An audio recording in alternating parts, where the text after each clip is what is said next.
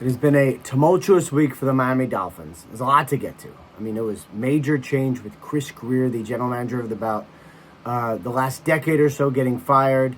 There's the status of Mike McDaniel. There's the quarterback. There's the trades. Well, let's go one by one. We'll start with Tua Tagovailoa, the starting quarterback. My understanding is he is at risk of losing his job. Tua is playing for his job to keep starting. Leads the NFL in interceptions. This has not been a good year for Tua.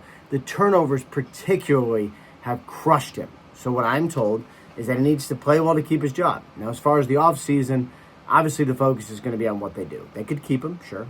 He's guaranteed $54 million. And if they release him, it is about a almost $100 million cap hit, which would be an NFL record.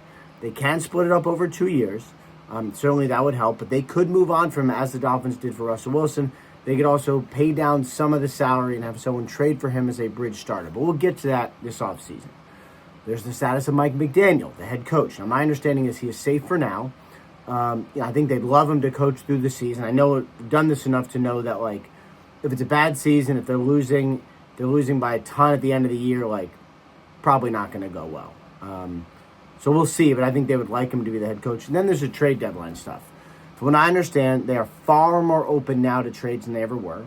Jalen Waddle, for sure, could be traded. It would take a lot, likely a first-round pick, but it's possible. But I would say more likely the edge rushers like Bradley Chubb, Jalen Phillips, maybe Matthew Judon could be traded. It's not going to be a fire sale, but certainly it's going to be a team that knows where it's headed, knows where it's at, and is willing to part with some pieces for future picks.